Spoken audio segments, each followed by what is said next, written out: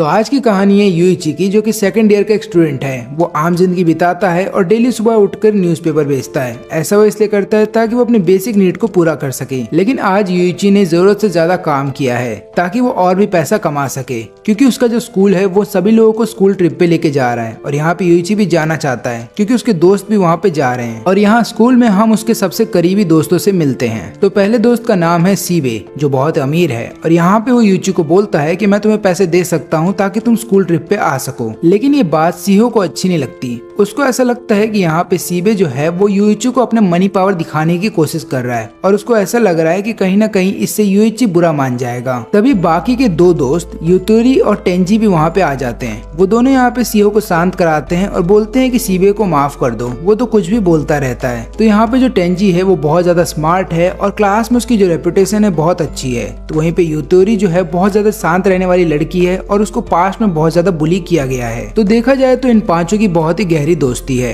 और यहाँ पे यूइची चाहता है कि ये दोस्ती ऐसी ही बनी रहे। लेकिन अगले ही दिन सबको क्लासरूम में पता चलता है कि 2 मिलियन येन जो इन लोगों ने जमा किया था स्कूल ट्रिप के लिए वो चोरी हो गया है। जिसके बाद सीहो क्लास में बोलती है कि जो भी चोर है वो सामने आ जाए और माफी मांग ले, हम उसे माफ कर देंगे। लेकिन ऐसा होता नहीं, क्योंकि जिसने भी चोरी की है वो अपनी आइडेंटिटी खुद से रिवील क्यों करेगा। लेकिन जो सिचुएशन है वो और भी ज्यादा खराब हो जाती है जब सीबे और सीहो दोनों ही स्कूल आना बंद कर देते हैं और काफी दिनों से ये लोग स्कूल नहीं आते हैं। जिसके बाद सभी क्लासमेट्स को ऐसा लग रहा होता है कि इन्हीं दोनों ने चोरी की होगी। फिर एक दिन यूइची को एक लेटर मिलता है उसके घर के बाहर। उस लेटर में लिखा होता है भेजने वाले का नाम और वो होता है सीहो का। उसमें वो लिखती है कि मेरे से स्कूल में आके मिलो। फिर ये भागते हुए उधर पे जाता है। उधर पे ये देखता है कि उसके बाकी के चारों दोस्त भी वहीं पे है और वो सब लोग पूछ रहे होते हैं कि यूइची तुमने हमें यहाँ पे क्यों बुलाया है। लेकिन यहाँ पे फिर सबको पता ये चलता है कि एक्चुअली में किसी ने भी किसी को नहीं बुलाया था। ये तो इनके नाम के लेटर एक दूसरे को दिए गए थे ताकि सब लोग यहाँ पे आ सके। जब तक ये लोग इस चीज का कुछ कर पाते, यहाँ पे यूइची को पीछे से करंट लगता है। जिसके बाद यहाँ पे यूइची बेहोश होने वाला था और वो देखता है कि उसके दोस्तों को कोई किडनैप कर रहा है। अब यूइची जब बेहोश हो जाता है तब वो अपनी माँ को और टीचर को याद कर रहा होता है, जहाँ पे उसके टीचर उसको बता रहे होते हैं कि पैसा इस दुनिया का सबसे इम्पोर्टेंट चीज है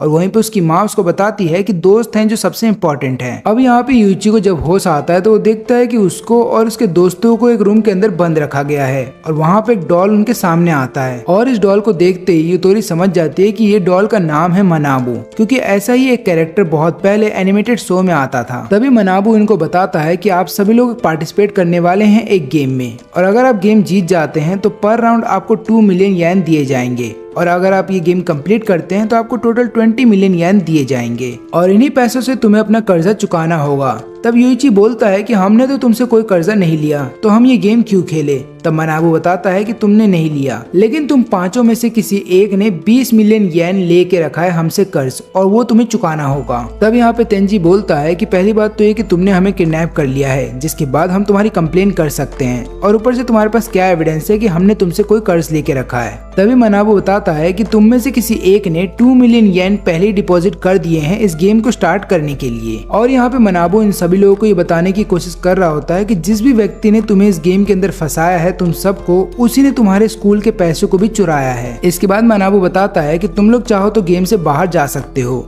लेकिन एक बात याद रखना, तुम लोगों ने जो डिपॉजिट कर रखा है 2 मिलियन येन का वो तुम्हें वापस नहीं मिलेगा और जिस भी व्यक्ति ने हमसे 20 मिलियन येन का कर्जा लेके रखा है उसे अकेले ही उस पैसों को चुकाना होगा। लेकिन अगर तुम सब लोग पार्टिसिपेट करने को तैयार होते हो तो उस पैसों को तुम पांचों में इक्वली डिस्ट्रीब्यूट कर दिया जाएगा, यानी कि हर किसी के हिस्से में 4 मिलियन येन आएंगे और जैसे जैसे तुम गेम को जीतते जाओगे वो पैसे कम हो जाएंगे, लेकिन जब तुम गेम को हारोगे तो वो पैसे डबल हो जाएंगे। मैं तुम लोग को टाइम देता हूँ ताकि तुम लोग बैठ करके डिसाइड कर लो कि तुम्हें क्या करना है। तब यहाँ पे सीहो बताती है कि एक काम करते हैं, हम लोग गेम में पार्टिसिपेट करते हैं, क्योंकि जिस भी व्यक्ति ने पैसा लिया है वो हमारे में से कोई एक है और वो हमारा दोस्त है, तो दोस्त होने के नाते हमें उसकी हेल्प करनी चाहिए। अब यहाँ पे सभी लोग सीहो की बात से एग्री कर रहे होते हैं, लेकिन यहाँ पे यूइची सोच रहा होता है कि उसे क्या करना चाहिए। या तो वो यहाँ से जा सकता है गेम को छोड़ करके, क्योंकि उसने कर्जा नहीं लिया, नहीं तो फिर उसे यहाँ पे रुक करके अपने दोस्तों का साथ देना होगा। और आखिरी में यूइची फैसला करता है कि वो अपने दोस्तों का साथ देगा और इसके बाद सब लोग इस गेम में पार्टिसिपेट करने को तैयार हैं। उनका पहला गेम स्टार्ट होता है एक रूम के अंदर, जहाँ पे एक टेबल के ऊपर एक बहुत बड़ा कॉइन रखा गया है और हर किसी के नेम के बैजेस भी वहाँ पे रखे गए हैं और इन्हीं बैजेस के ऊपर लगातार इनको शो होता रहेगा कि इनके ऊपर कितना कर्जा है। तो अभी फिलहाल साल के लिए हर किसी के ऊपर 4 मिलियन येन का कर्जा हो रखा है। लेकिन गेम स्टार्ट हो जाने के बाद ये लोग नहीं दिखा सकते कि इनके ऊपर कितना कर्जा है, और अगर ऐसा किया जाता है तो जो भी व्यक्ति ऐसा करता है उसका अमाउंट डबल कर दिया जाएगा। फिर इसके बाद इन्हें गेम समझाया जाता है। तो इन सभी के सामने एक बहुत बड़ा सा टेबल है जिसके ऊपर एक बहुत बड़ा सा कॉइन है। इस कॉइन के ऊपर इन्हें अपना हाथ रखना है और फिर सभी लोगों से एक एक करके क्वेश्चंस पूछे जाएंगे, जहाँ पे अगर इन सबको ऐसा लगता है कि इस क्वेश्चन का आंसर यस होना चाहिए तो कॉइन ऑटोमेटिकली यस के ऊपर चला जाएगा।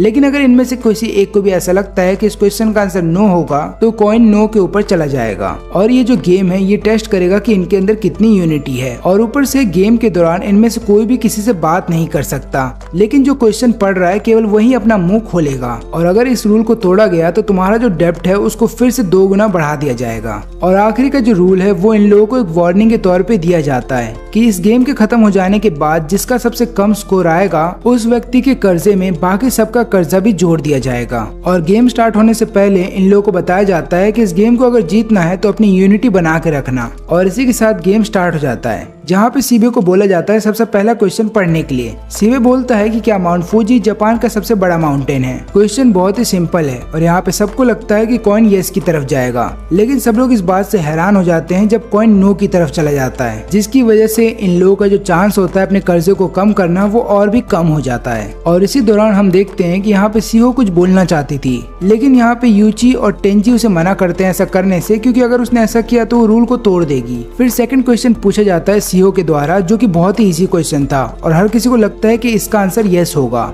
लेकिन तभी कॉइन नो की तरफ चला जाता है। और इस राउंड के बाद ये बात कंफर्म हो जाती है कि इनके बीच में कोई एक ऐसा है जो इन्हें धोखा दे रहा है। और यहाँ पे यूची को ऐसा लगता है कि सीबे वो व्यक्ति है जो इन्हें धोखा दे रहा है। अब ऐसा उसको इसलिए लगता है क्योंकि कुछ दिनों पहले सीबे जाकर के सीओ से मिलता है और उसे प्रपोज करने की कोशिश कर रहा था, लेकिन सीओ इसके लिए मना कर देती है और जब वो जबरदस्ती करता है तो उसे पंच मारती है, जिसके बाद वो उससे बात करना बंद कर देती है। और सीबे फिर लगातार हर किसी को बोल रहा होता है कि प्लीज जाकर के सीओ को मनाओ, लेकिन कोई भी ऐसा कर नहीं रहा था। लेकिन आखिरी में फिर यूची जाता है सीओ के पास और फिर यहाँ पे सीबे की तरफ से बात करता है, लेकिन आखिरी में फिर सीओ मान जाती है और वो उससे बात करने लगती है। लेकिन यहाँ पे यूची को ऐसा लग रहा होता है कि कहीं यही तो कारण नहीं कि सीबे यहाँ पे सबको धोखा दे रहा है और यहाँ पे वो अपना बदला लेना चाहता है। और यहाँ पे गेम में अब तीसरा क्वेश्चन पूछा जाता है टेंजी के द्वारा, और ये क्वेश्चन भी बहुत सिंपल होता है और उसका आंसर भी यस होना था, लेकिन कॉइन नो की तरफ चला जाता है। अब यहाँ पे चौथा क्वेश्चन पढ़ा जाने वाला था यूची के द्वारा, लेकिन यूची देख करके हैरान था कि उसके कार्ड में लिखा हुआ था कि तुम्हें कोई भी क्वेश्चन नहीं दिया जाएगा, तुम चाहो तो खुद का कोई भी क्वेश्चन बना सकते हो। लेकिन तभी यूची का ध्यान जाता है इंस्ट्रक्शंस के ऊपर, जो कि इस पेज के नीचे लिखे हुए थे,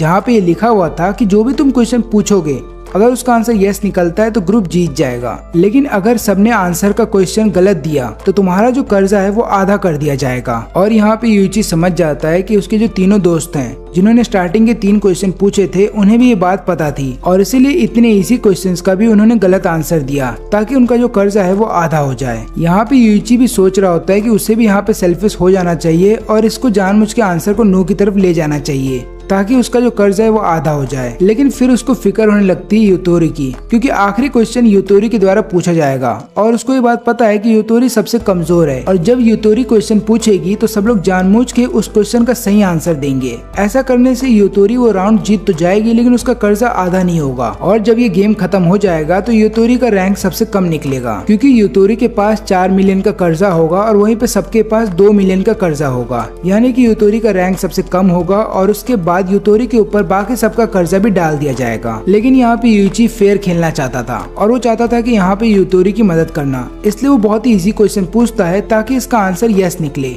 लेकिन फिर से कॉइन नो की तरफ चला जाता है और यहाँ पे यूची समझ जाता है कि कोई जानबूझ के ये सब कर रहा है और उसको गुस्सा भी आता है, लेकिन वो कुछ कर नहीं पाता। अब आखिरी क्वेश्चन पूछा जाने वाला है यूतोरी से, और यहाँ पे यूतोरी पूछती है कि क्या हम सभी लोग दोस्त बने रहेंगे। और यहाँ पे जिन लोगों ने ये गेम को कंडक्ट करवाया है वो लोग कैमरे से लगातार इन पे नजर रख रहे थे, और वो लोग भी ये सोच रहे होते हैं कि ये जो क्वेश्चन है ये स्टार्टिंग में आना चाहिए था, जिसके बाद इस क्वेश्चन का आंसर यस ही निकल करके आता। लेकिन अभी क्योंकि ग्रुप के अंदर सब लोग एक दूसरे के ऊपर शक कर रहे हैं कि कौन हो सकता है जो धोखा दे रहा है, तो हो सकता है इस क्वेश्चन का आंसर नो निकल करके आए। तभी यूइची बीच में बोल पड़ता है, वो ऐसा इसलिए करता है ताकि यूतोरी के ऊपर सारा कर्जा ना आ जाए, लेकिन ऐसा करने की वजह से यहाँ पे यूइची का कर्जा डबल हो जाता है और वो सबको बोलता है कि तुम लोग जानबूझ के यूतोरी को फंसाना चाहते हो। और ऊपर से रूल के अकॉर्डिंग अगर देखा जाए तो जिसका भी कर्जा सबसे कम होगा वो इस गेम को हार जाएगा। लेकिन यहाँ पे इन तीनों को ऐसा लग रहा होता है कि यूइची झूठ बोल रहा है, इसलिए ये लोग यूइची से कोई भी बात नहीं करते। और क्योंकि यहाँ पे अब यूइची सबके ऊपर इल्जाम लगा रहा था, तो अगला राउंड जब स्टार्ट होता है तो सब लोग यस की तरफ कॉइन को ले जाते हैं। और जब गेम खत्म हो जाता है तो सबको ये बात पता चलती है कि उनके ऊपर जो 4 बिलियन का कर्जा है उसमें से केवल 4 लाख ही कम हुआ है। और यहाँ पे यूइची के ऊपर जो कर्जा है वो 4 बिलियन का ही रह गया,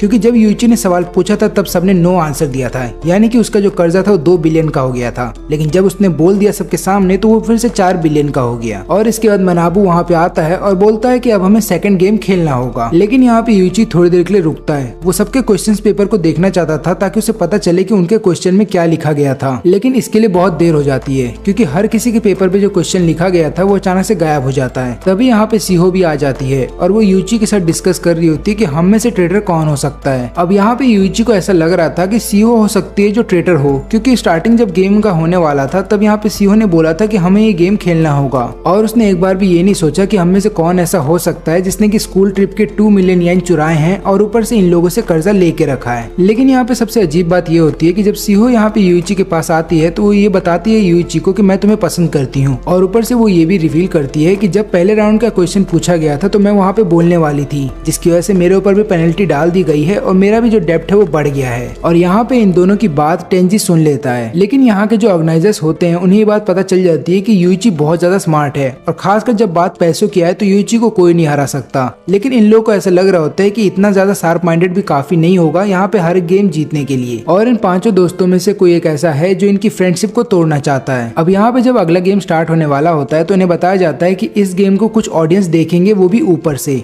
और ऊपर से इस गेम में तुम्हें अपनी दोस्तों की इंसल्ट करनी है। लेकिन अभी भी इन लोगों को समझ में नहीं आ रहा होता है, तो मनाबू फिर इन्हें आराम से समझाता है। तो देखो, तुम्हें इस रूम के अंदर जाना है बारी बारी से। फिर उसके अंदर जाने के बाद एक कागज के टुकड़े के ऊपर तुम्हें अपनी दोस्त के बारे में कुछ बुरी चीजें लिखनी है और उसको एक बॉक्स के अंदर रख देना है। फिर मैं जाऊंगा उस रूम के अंदर और उस बॉक्स के अंदर से उस कागज के टुकड़े को लेकर के आऊंगा और बाद में जो भी तुमने लिखा है वो मैं सबके सामने पढ़ के सुनाऊंगा। फिर उसके बाद जो ऑडियंस है वो वोट करेगी कि तुम में से किसको कितना ज्यादा आगे बढ़ना चाहिए। और जो भी तुम में से सबसे पहले फिनिश लाइन को पार कर जाएगा उसके ऊपर सारा कर्जा आ जाएगा और बाकी के चारों को एलिमिनेट कर दिया जाएगा। लेकिन अगर तुम में से कोई भी किसी के बारे में कुछ भी नहीं लिखता है और ऑडियंस तुम्हें वोट नहीं देती है तो इसकी वजह से तुम लोग हर बार एक स्टेप आगे बढ़ोगे, यानी कि तुम सब लोग एक साथ मिल करके फिनिशिंग लाइन को पार कर जाओगे और फिर तुम्हें अगला थर्ड गेम खेलना होगा। और आखिरी में मनाबू इन सबको एक वार्निंग देता है कि तुम में से जो भी ट्रेटर है वो ऐसा चाहेगा नहीं कि तुम सब लोग एक साथ फिनिशिंग लाइन को पार करो। यहाँ पे जैसे ही गेम स्टार्ट हो जाता है तो पहले 2 राउंड में कोई भी किसी के बारे में कुछ भी नहीं लिखता और इसकी वजह से सब लोग एक साथ 2 स्टेप आगे बढ़ जाते हैं। लेकिन ऐसा करने की वजह से हर बार जब भी लोग एक स्टेप आगे लेंगे इनके हर एक स्टेप के ऊपर एक कंडीशन आ जाएगा, जिसकी वजह से इनका कर्जा धीरे धीरे बढ़ता जाएगा। तभी मनाबू एक नया रूल लेकर के आता है कि ये जितना भी कर्जा तुम्हारे ऊपर एक एक स्टेप को बढ़ने के बाद आ रहा है, ये सारा कर्जा उस व्यक्ति के ऊपर ट्रांसफर कर दिया जाएगा जो फिनिश लाइन को सबसे पहले पार करेगा। और इसकी वजह से तीसरा राउंड कम्प्लीटली चेंज हो जाता है, जहाँ पे सीहो के बारे में किसी ने कोई बुरी चीज लिखी थी। लिखा यह गया था कि सीहो यूइची को लाइक करती है और उसने टेंजी को भी डेट किया है। और ये चीज देख करके ऑर्गेनाइजर समझ जाते हैं कि एक लव ट्रायंगल फ्रेंडशिप को जल्दी तोड़ देता है और इसकी वजह से अब सीहो को 5 स्टेप आगे बढ़ना होगा और बाकी सब केवल 1 स्टेप आगे बढ़ेंगे। अब इसके बाद यहाँ पे सीबे जाता है यूइची के पास और बोलता है कि अगर सीहो तुम्हें लाइक करती थी तो तुम्हें अपने तक ही बात रखनी थी, तुम्हें सबको बात नहीं बतानी चाहिए थी। लेकिन यहाँ पे टेंजी फिर सीबे से बोलता है कि तुम इतना गुस्सा क्यों कर रहे हो, जबकि उसका एक्स बॉयफ्रेंड तो मैं रह चुका हूँ। फिर सीहो सबको समझाती है कि एक्चुअली में मैं टेंजी को इसलिए डेट कर रही थी क्योंकि हमारे फादर ऐसा चाहते थे। वो दोनों एक दूसरे को जानते थे और वो लोग चाहते थे कि उनके बच्चे भी एक दूसरे से बड़े होकर शादी कर ले। लेकिन मैं टेंजी को प्यार नहीं करती और मैंने उसको ये बात पहले ही बता दी थी, इसलिए अब हम दोनों एक दूसरे को डेट नहीं करते हैं। अब ये बात पूरी तरह से सच नहीं है, क्योंकि यहाँ पे जो टेंजी है उसके मन में फीलिंग्स है सीहो को लेकर के। और ये बात हमें तब पता चलती है जब यहाँ पे सीबे जो है वो सीहो को डांट रहा था। तब टेंजी गुस्से में आ जाता है और उल्टा लड़ पड़ता है सीबे से और फिर दोनों एक दूसरे पे इल्जाम लगाने लगते हैं कि तुमने ही सीहो के बारे में ये चीजें लिखी होंगी। और यहाँ पे क्योंकि टेंजी स्मार्ट है तो ये यहाँ पे सीबे से ये बोलता है कि तुमने जानबूझ के रूमर फैलाया है क्योंकि तुम देखना चाहते थे कि यहाँ पे सीहो एक्चुअली में किससे प्यार करती है। और ऊपर से मैं तो ऐसा काम करूंगा ही नहीं, क्योंकि मुझे पता है कि अगर मैंने ऐसा कुछ भी लिखा तो हर कोई मुझे ही दोषी मानेगा। और ऊपर से मुझे भी ये बात पता है कि तुम्हारे मन में भी सीहो को लेकर के फीलिंग्स है। दोनों ही आपस में और लड़ते इससे पहले कि यूइची बीच में आ जाता है। वो बोलता है कि तुम दोनों आपस में लड़ना बंद करो, यहाँ पे सीहो की फीलिंग्स को भी समझो, और अगर तुम्हें सही में सीहो की इतनी फिक्र है तो आपस में लड़ना बंद करो और यहाँ पे सोचो कि हमें आगे क्या करना है। वहीं पे दूसरी तरफ यूतोरी को जलन हो रही होती है सीहो से, क्योंकि वो देख रही थी कि कैसे तीनों लड़के यहाँ पे सीहो के लिए लड़ रहे हैं और कोई भी उसके लिए कुछ नहीं बोल रहा, यानी कि किसी को भी उसके अंदर इंटरेस्ट नहीं है। इसके बाद चौथा राउंड स्टार्ट हो जाता है और जब चौथा राउंड खत्म होता है तो यहाँ पे मनाबू को 3 पेपर मिलते हैं, यानी कि 3 लोगों के बारे में कुछ चीजें लिखी गई हैं। यहाँ पे सीहो के बारे में भी एक चीज लिखी गई थी कि सीहो ने प्लास्टिक सर्जरी कराया है, और इसके बाद फिर से सीहो काफी सारे स्टेप्स को छोड़ करके आगे बढ़ जाती है। और यहाँ पे यूइची और सीबे जो है वो एक एक स्टेप आगे बढ़ते हैं। अब गेम जैसे जैसे आगे बढ़ता है हर किसी के बारे में कोई ना कोई सीक्रेट पता चल रहा होता है, और यहाँ पे इनकी जो फ्रेंडशिप है वो धीरे धीरे टूट रही होती है। अब यहाँ पे सबसे डार्क सीक्रेट पता चलता है यूतोरी के बारे में। सबको ये बात पता चलती है कि यूतोरी ने सुगर बेबी का काम किया है, और ये बात सुनते ही यूतोरी रोने लगती है, क्योंकि उसने ये डार्क सीक्रेट आज तक किसी को नहीं बताया था। लेकिन यूतोरी इसका इल्जाम डाल रही होती है सीहो के ऊपर, क्योंकि उसने ये बात सीहो को बताई थी और उसने वादा किया था कि वो किसी को नहीं बताएगी, लेकिन सीहो ने ये बात सबको बता दी। वहीं पे दूसरी तरफ सीबे इस बात पे लगातार कमेंट करने लगता है और यूतोरी के पास्ट को लेकर के गलत गलत चीजें बोल रहा होता है। तो टेंजी को आ जाता है गुस्सा और वो एक पंच मारता है, और फिर वो यूइची को बोलता है कि तुम जाओ और यूतोरी को संभालो। फिर इसके बाद काफी सारे राउंड कंप्लीट हो जाते हैं और अब हम देखने को मिलता है कि यहाँ पे टेंजी है जो सबसे पीछे चल रहा है। मनाबू एक बार फिर से इन सब लोगों को रूल समझाता है, लेकिन ऐसा लग रहा है कि अब कोई भी रूल में इंटरेस्टेड नहीं है और किसी को भी अपने कर्जे से कोई फर्क नहीं पड़ता, क्योंकि ये लोग एक ऐसे मोड़ पे आ गए हैं जहाँ पे इनकी फ्रेंडशिप अब टूटने वाली है। फिर यूतोरी अपने पास्ट के बारे में बताती है। वो बोलती है कि मुझे काफी ज्यादा बुली किया जाता था और कोई भी टीचर मेरी मदद नहीं करता था, और जो लोग मुझे बुली करते थे उन लोगों से बचने के लिए मैं उन्हें पैसे दिया करती थी। अब लगातार तो मैं पैसे जमा नहीं कर पाती थी अपने घर से, तो पैसे जमा करने के लिए मैं सुगर बेबी का काम करने लगी। फिर मेरे को एक अमीर बुढ़ा मिल गया जिसके साथ स्टार्टिंग में तो मैं खाना खाया करती थी, बाद में आगे चल करके वो मेरी फोटो लेने लगा, लेकिन जब वो बात आगे बढ़ गई और उसने मेरे साथ फिजिकल होने की कोशिश की तो मैं वहाँ से भाग आई। मेरा यकीन करो मैंने इसके अलावा कुछ भी नहीं किया। लेकिन जो ऑडियंस थे वो लोग यूतोरी की बात पे यकीन नहीं करते, तो यूतोरी लगातार बोल रही होती है यूइची से कि तुम मेरा यकीन करो, क्योंकि यहाँ पे यूतोरी चाहती थी कि यूइची बस उस पर बिलीव करे, बाकी कोई करे या ना करे उसको इससे कोई फर्क नहीं पड़ता। अब यहाँ पे यूइची सोच रहा होता है कि उसे क्या करना चाहिए, क्योंकि अगर उसने यूतोरी का साथ यहाँ पे छोड़ दिया तो वो अकेले पड़ जाएगी। और यहाँ पे जो ऑर्गेनाइजर्स होते हैं वो लोग आपस में बात कर रहे होते हैं कि ह्यूमंस की सबसे घटिया चीज यही होती है, उनका खुद का अगर डार्क सीक्रेट किसी को नहीं पता चला है तो उनको ऐसा लगता है कि वो लोग सबसे ज्यादा प्योर हैं, और वो लोग ऐसे लोगों को डांट सकते हैं जिनका सीक्रेट सबको पता चल गया है। फिर इसके बाद यूइची यूतोरी से बोलता है कि मैं तुम्हारे पास्ट को एक्सेप्ट करता हूँ और मैं वादा करता हूँ कि मैं तुम्हारा साथ नहीं छोड़ूंगा। इसके बाद यूइची यहाँ पे यूतोरी के कान में कुछ बोलता है, लेकिन वो किसी को सुनाई नहीं देता और उसको बोलता है कि मुझ पर ट्रस्ट करो। लेकिन यहाँ पे जो ऑर्गेनाइजर्स हैं उनको ये लगता है कि अगर यहाँ पे यूइची यूतोरी को माफ कर दे रहा है तो इसका मतलब यूइची का भी एक पास्ट है जो उसने किसी को नहीं बताया। लेकिन यहाँ पे जो यूतोरी है वो लगातार यूइची से बोलती है कि मुझे कहीं दूर लेके चलो, मुझे सीहो के पास नहीं रहना। अब यहाँ पे सीहो बताती है कि मुझे उसकी स्टोरी के बारे में इसलिए पता है क्योंकि मैंने यूतोरी की मदद की थी जब काफी सारे लोग उसको एक जगह घेर के खड़े थे और मैंने उसको वहां से बचाया था, और तब उसने मुझे अपने पास्ट के बारे में बताया था, लेकिन मैंने उसको वादा किया था कि मैं उसके पास्ट के बारे में किसी को नहीं बताऊंगी। अब यहाँ पे ऑर्गेनाइजर्स समझ जाते हैं कि जो ट्रेटर इनके बीच में रह रहा है उसको पैसे से कोई मतलब नहीं। इसका मतलब ये है कि वो चाहता था कि सब लोग अलग अलग हो जाएं और वैसा ही हो रहा है। अब हमें एक फ्लैशबैक दिखाया जाता है जहाँ पे जो कल्प्रेट है वो इन्हीं का दोस्त है। वो जा रहा होता है यहाँ पे 2 मिलियन येन चुराने के लिए जो इन लोगों ने स्कूल ट्रिप के लिए बचा के रखे थे, और तभी ये यूतोरी से टकरा जाता है जहाँ पे इसके आंख के नीचे हल्का सा चोट लग जाता है और वहाँ पे एक स्कार बन जाता है। इस व्यक्ति को ये बात भी पता होती है कि सीहो ने प्लास्टिक सर्जरी क्यों करवाया था, क्योंकि सीहो के चेहरे पे एक निशान आ गया था जब वो बचपन में छोटी थी, और यही कारण था कि उसने आगे चल करके प्लास्टिक सर्जरी करवाई थी। और इसी ने यूतोरी का सीक्रेट सबको बताया था, क्योंकि यहाँ पे इसने सीहो को एक कीचेन दे रखा था जिसके अंदर एक माइक लगा था, लेकिन ये बात सीहो को नहीं पता थी, और सीहो जिसके साथ भी बात करती और किससे क्या बात करती ये सारी चीजें इसको पता चलती। और ये कोई और नहीं बल्कि टेंजी है, क्योंकि यहाँ पे इसके भी आंख के नीचे चोट लगी हुई है, और टेंजी ने ऐसा इसलिए किया था ताकि वो सीहो को सबसे अलग कर दे और उसके बाद सीहो उसकी लाइफ में वापस आ जाए। यहाँ पे सीहो लगातार टेंजी को समझा रही होती है कि उसने यूतोरी का सीक्रेट सबको नहीं बताया, और यहाँ पे टेंजी ऐसा नाटक कर रहा होता है कि हाँ मैं तुम्हारी बात पे यकीन करता हूँ, क्योंकि टेंजी ही था जिसने हर किसी को धोखा दिया है। और अब तक टोटल 5 सीक्रेट हैं जो पता चले हैं हर किसी के बारे में, उसमें से 3 टेंजी ने खुद लिखे हैं। और यहाँ पे अब यूतोरी सीहो के ऊपर ट्रस्ट नहीं करती, तो अब टेंजी सोचती सोचता है कि उसको सीहो के साथ भी यही करना चाहिए, यानी कि उस सीहो को इस बात पे यकीन दिलाएगा कि युतोरी ने खुद ही अपना सीक्रेट सबके सामने रिवील किया, ताकि वो तुमको दिखा सके कि तुम सबसे बुरी हो और बाद में यूची के करीब चली जाए। टेंजी को ये बात भी पता होती है कि यहाँ पे यूची जो है वो युतोरी का साथ ही देगा जब उसका सीक्रेट सबके सामने आ जाएगा,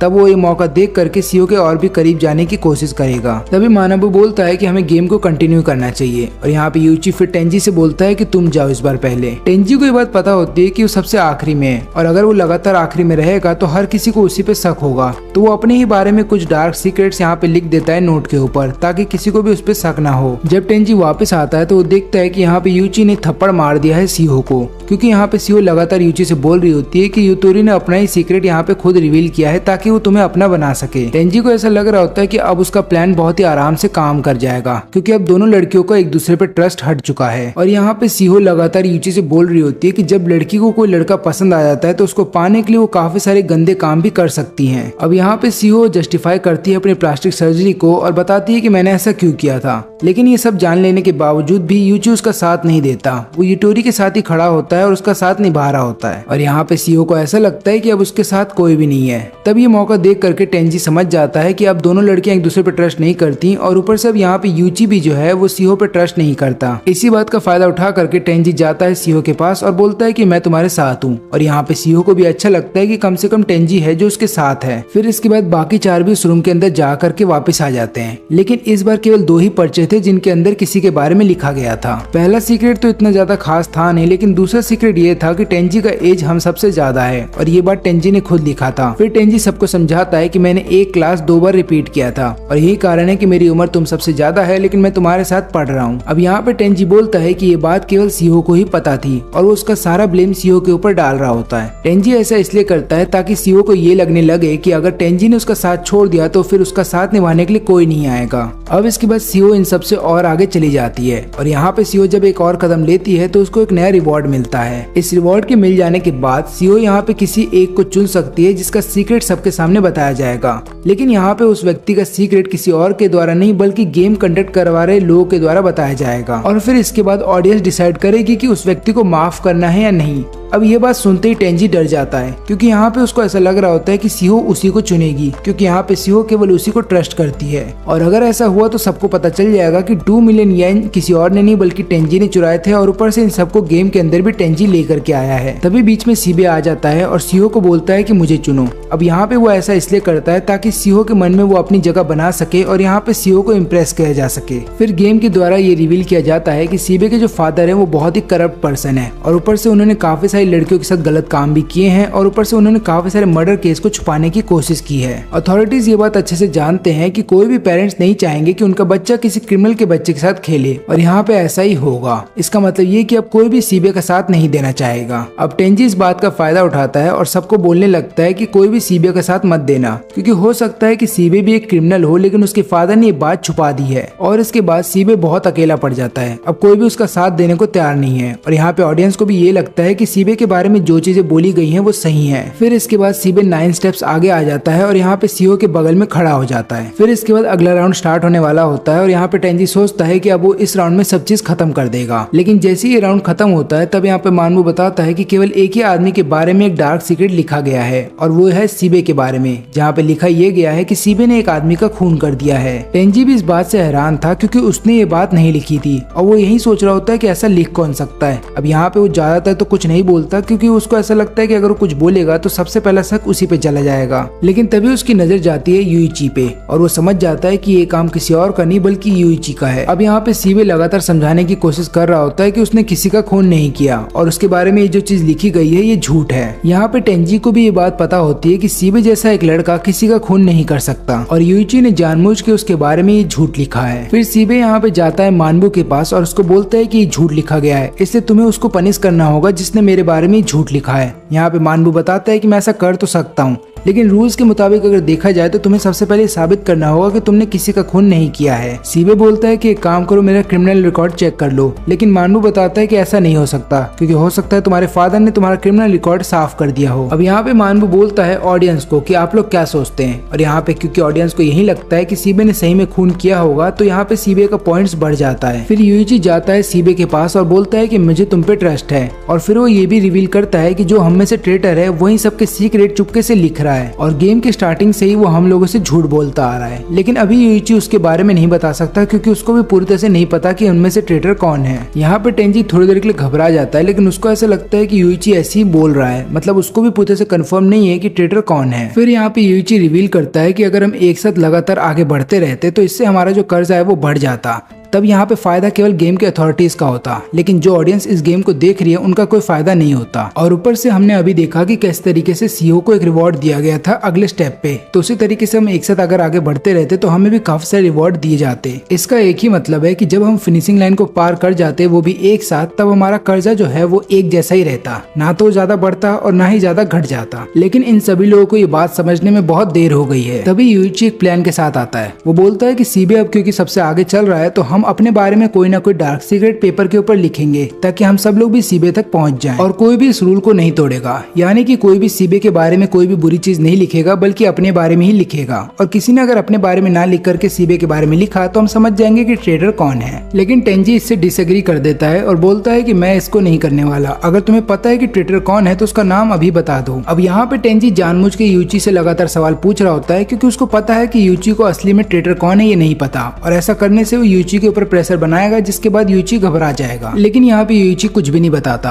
और जब अगला राउंड स्टार्ट होता है तो उसका रिजल्ट बहुत ही हैरान करने वाला था क्योंकि इस बार 10 चिट्ठियां निकलती हैं जिसमें कि हर किसी के बारे में कुछ न कुछ लिखा हुआ था, और इसकी वजह से यूची का जो प्लान होता है वो फेल हो जाता है। तब यहाँ पे टेंजी उसको बोलता है कि अब तुम्हें बताना ही पड़ेगा कि ट्रेडर कौन है। लेकिन यहाँ पे यूची शांत रहता है और बोलता है कि मुझे नहीं पता कि ट्रेडर कौन है, मैंने तो ये कहानी ऐसी ही बनाई थी और मुझे लगा था मेरा प्लान सक्सेसफुल हो जाएगा, लेकिन ऐसा हुआ नहीं। और यहाँ पे अब टेंजी पूरे कॉन्फिडेंस में आ जाता है कि उसका प्लान अब एग्जीक्यूट कर जाएगा और वो सीईओ को सबसे अलग कर देगा, और ये गेम तब तक चलता रहता है जब तक कि सीईओ आखिरी स्टेप तक ना पहुंच जाए। और अब सीईओ क्योंकि आखिरी स्टेप पे पहुंच गई थी तो एक और स्टेप उसको लेना है और उसके बाद वो थर्ड गेम में पहुंच जाएगी। इसका मतलब ये है कि अब सीईओ चाहे कुछ भी कर ले वो पीछे नहीं हट पाएगी। लेकिन तभी गेम के अथॉरिटीज को ये बात पता चलती है कि यूची स्टार्टिंग से इस गेम को मैनिपुलेट कर रहा था और किसी को पता भी नहीं चला। यहाँ पे यूची चाहता था कि हर कोई एक साथ मिल करके काम करे ताकि ट्रेडर का पता लगाया जा सके। और यहाँ पे यूची बोलता है कि अगले राउंड के लिए हम सब लोग एक एक पर्चा लेंगे और उसके अंदर लिखेंगे कि मैं वही व्यक्ति हूँ जो इन सबको गेम के अंदर ले करके आया हूँ। ऐसा लिखने से होगा यूँ कि अगर हमने झूठ लिखा है तो गेम वाले हमें पनिश करेंगे और हम सब लोग थर्ड राउंड में चले जाएंगे, लेकिन हम में से जो ट्रेटर है उसको पनिशमेंट नहीं दी जाएगी और वो यहीं पे रुका रहेगा। और यहाँ पे सबसे पहले टेंजी को भेजा जाता है लिखने के लिए क्योंकि सीईओ सबसे ज्यादा ट्रस्ट उसी को कर रही है। अब यहाँ पे टेंजी घबरा जाता है लेकिन उसको समझ में नहीं आता कि उसे क्या करना चाहिए। फिर वो सोचता है कि उसे वही करना चाहिए जो अभी यूची बोल रहा है, और बाद में जब वो पकड़ा जाएगा तो वो बहाना मार देगा कि उसने ऐसा क्यों किया था। लेकिन जब रिजल्ट आता है तो हर कोई हैरान रहता है क्योंकि यहाँ पे केवल टेंजी था जिसने कि अपने पेपर पे कुछ लिखा था, बाकी सबने अपना पेपर ब्लैंक छोड़ दिया। फिर इसके बाद टेंजी रोते हुए बहाना मार रहा होता है कि उसने ये सब क्यों किया, लेकिन यहाँ पे यूची बोलता है कि ये बहाने बाद में मारना, पहले ये बताओ कि तुमने क्या क्या किया है। अब यहाँ पे होता यूँ है कि यूची को स्टार्टिंग से ही शक था टेंजी के ऊपर, और गेम स्टार्ट होने से पहले उसने ये देखा कि कौन कौन ट्रस्ट के लायक है, इसलिए उसने बताया कि वो सीईओ के साथ स्टार्टिंग से ही मिलकर के काम कर रहा था। और यहाँ पे जब वो रूम के अंदर गया तो उसने 2 पर्चे निकाले थे और अथॉरिटीज को उसने ये दिखाने की कोशिश की कि उसने पर्चे के ऊपर कुछ लिखा है, लेकिन एक्चुअली उसने पर्चा ब्लैंक छोड़ दिया था और सेकंड पर्चे पे उसने कुछ लिखा था जो उसने सीईओ को दे दिया। और यहाँ पे सीईओ ने बिल्कुल वैसा ही किया जैसा उस पर्चे के अंदर लिखा हुआ था। इसकी वजह से हुआ यूँ कि यहाँ पे यूची समझ गया कि सीईओ ट्रस्ट के लायक है। अब जब बात यूतोरी की आती है तो यहाँ पे यूतोरी को भी उसने एक पर्चा दिया था और उसके अंदर लिखा हुआ था कि सीईओ के साथ लगातार फाइट करते रहो, ऐसा करने से ट्रेडर को ये लगेगा कि जैसा वो चाहता था वैसा ही हो रहा है। और मैंने यहाँ पे सीबे के साथ भी बिल्कुल वैसा ही किया, जिससे कि मैं समझ गया कि ये तीनों भरोसे के लायक हैं। लेकिन जब बात तुम पे आती है तो मुझे डाउट था क्योंकि स्टार्टिंग से मैं देख रहा हूँ कि तुम पहले की तरह बिहेव नहीं कर रहे हो, क्योंकि जिस टेंजी को मैं जानता था वो हमेशा शांत रहता था और किसी के बीच में झगड़ा नहीं करवाता था, लेकिन जब से गेम स्टार्ट हुआ है तब से तुम एक दूसरे के बीच में झगड़ा करवा रहे हो। लेकिन यहाँ पे यूइची को ये बात पता थी कि एक आदमी के बारे में एक से ज्यादा सीक्रेट लिखे जा सकते हैं, इसलिए यहाँ पे यूइची ने उन तीनों के टैग्स अपने पास रख लिए थे, यानी कि नेम टैग। अब ऐसा करने से उन तीनों के पास कोई चारा नहीं था, बल्कि यूइची की बात माननी पड़ती। और यहाँ पे अथॉरिटीज भी समझ जाते हैं कि यूइची बहुत ज्यादा स्मार्ट है, उसको पता है कि इंसानों की साइकोलॉजी के साथ कैसे खेलना है, और उसने इन तीनों को ऐसा मैनिपुलेट किया कि वो तीनों वही करेंगे जो यूइची यहाँ पे करवाना चाहता है। यूइची टेंजी को ये भी बताता है कि मुझे तुम पे और भी ज्यादा शक तब हुआ जब तुमने सीबे के ऊपर इल्जाम लगाया कि सीबे ने ही जरूर किसी न किसी के बारे में कोई ना कोई बुरी चीज लिखी होगी, क्योंकि हम सब लोग जानते हैं कि सालों से हमने सीबे को अपने बारे में या फिर किसी और के सीक्रेट नहीं बताया है, क्योंकि ये जो सीबे है वो किसी के भी सीक्रेट को जल्दी किसी और को बता देता है और वो बहुत बड़ा गॉसिप क्वीन है। और ये बात तुम जानते थे, लेकिन उसके बावजूद भी तुमने इल्जाम लगाया तो सीबे के ऊपर। यहाँ पे टेंजी अब अपनी हार मान लेता है, वो सबसे माफी भी मांगता है, लेकिन अब कोई भी उसको माफ करने के लिए तैयार नहीं है। फिर यहाँ पे यूइची मानबू के कान में कुछ बोलता है और उसको बताता है कि मैंने गेम के अंदर एक झूठ बोला था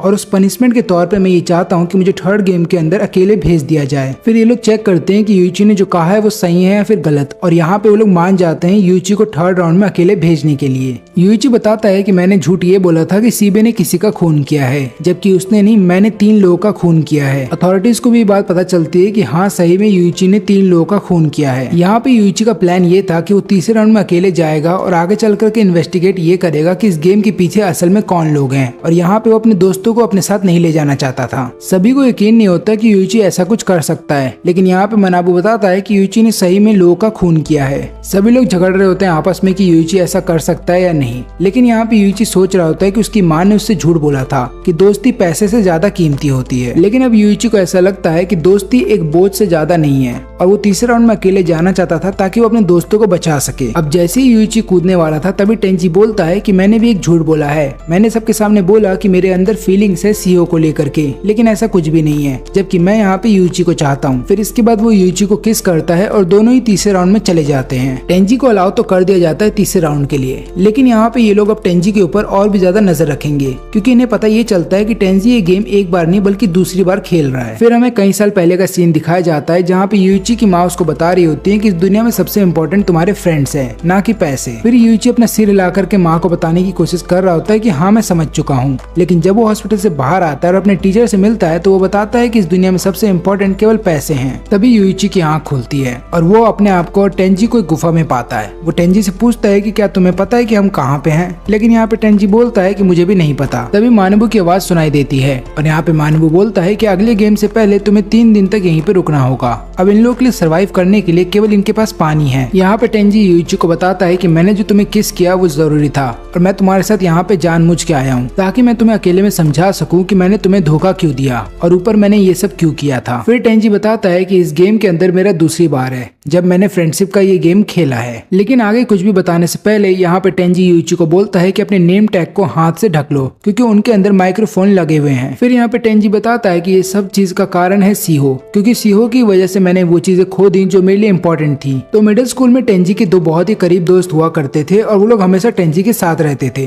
फिर यहाँ पे टेंजी डिसाइड करता है कि वो जितने ही पैसे बचाएगा उनसे वो एक बिजनेस खोलेगा, और उस बिजनेस के अंदर ये अपने दोनों दोस्तों को भी शामिल करना चाहता था। टेंजी के दोस्तों को भी इस बात पे हैरानी हुई जब टेंजी ने बोला कि मैं अपने पैसे से बिजनेस खोलना चाहता हूँ और उसमें तुम लोग को भी शामिल होना है। यहाँ पे उनको लगा कि टेंजी अपना पैसा हम पे क्यों बर्बाद करेगा, लेकिन यहाँ पे टेंजी बताता है कि जब तक हम तीनों साथ में हमें कोई नहीं रोक सकता। लेकिन इसके 1 साल के बाद वहाँ पे सीहो का भी ट्रांसफर हो जाता है और इन लोगों का बिजनेस बहुत ही अच्छा चल रहा था। लेकिन तभी टेंजी के दोनों दोस्त उससे पूछते हैं कि क्या तुम सीहो को डेट कर रहे हो, और यहाँ पे टेंजी उनको सारी बात बता देता है कि कैसे हमारे पेरेंट्स चाहते थे कि हम एक दूसरे से शादी कर ले, लेकिन ऐसा हो नहीं पाया। अब ये सुन लेने के बाद से ही इनके बिजनेस में जितना ही पैसा इन लोगों को मिलता था ये लोग आपस में बांट लिया करते थे, और इन लोगों ने डिसाइड किया था कि जब ये लोग हाई स्कूल पहुंच जाएंगे तो ये लोग अपना पैसा डिसाइड करेंगे कहाँ पे इन्वेस्ट करना है, और 20 साल के होने से पहले जिस भी व्यक्ति ने सबसे ज्यादा पैसा बनाया होगा वही कंपनी का प्रेसिडेंट बनेगा। लेकिन चीजें अचानक से बदल जाती हैं जब ये लोग बोलते हैं कि प्रेसिडेंट जो होगा वो जाकर के सीहो को कन्फेस करेगा कि वो उससे प्यार करता है। टेंजी समझ जाता है कि इनकी दोस्ती टूटने वाली है, लेकिन यहाँ पे टेंजी को ऐसा लगता है कि ये सभी काम फ्यूचर में होगा, इसलिए यहाँ पे टेंजी इनको कुछ भी नहीं बोलता। फिर इसके कुछ दिन बाद इन्हें फिर से इसी गेम के अंदर ला करके पटक दिया जाता है और यहाँ पे इन्हें ये बात पता चलती है कि इनमें से किसी एक ने इन लोगों से 10 मिलियन येन का कर्जा लेके रखा है। तीनों ही इस गेम को हार जाते हैं, लेकिन यहाँ पे टेंजी के कंधों के ऊपर 20 मिलियन येन का कर्जा आ जाता है और टेंजी को बोला जाता है कि तुम बाहर जाकर के इस गेम के बारे में किसी को नहीं बताओगे। फिर टेंजी जब अपने दोस्तों से पता करता है तो उसे पता ये चलता है कि उसके एक दोस्त ने 10 मिलियन येन लिए थे ताकि वो सीहो के लिए गिफ्ट खरीद सके। लेकिन यहाँ पे टेंजी ये जान करके भी किसी को कुछ नहीं बता सकता क्योंकि उसको डर था कि गेम कहीं उसकी जान न ले ले। फिर इसके कुछ दिन बाद टेंजी के दोनों दोस्तों ने किसी और जगह एडमिशन ले लिया और दोनों ही सिटी से बाहर चले गए और यहाँ पे सीहो लगातार और प्रेशर बना रही है टेंजी के ऊपर।